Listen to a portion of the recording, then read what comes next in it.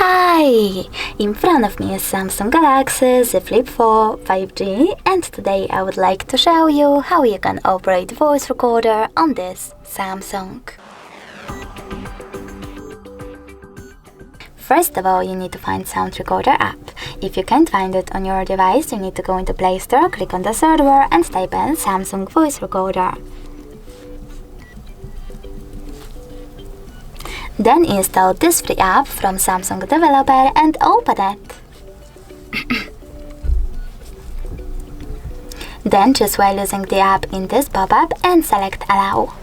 After that, you need to click on one of those options, Standard, Interview or Speech to Text, and when you're ready, start your recording by choosing this red button. If you wish to pause it or unpause it, use the same one. In order to add a bookmark, click on this icon here, and if you wish to end it and save it, click on the square button. Now name it however you wish to and click on Save. As you can see, my recording is over here. If you wish to play it, just click on it.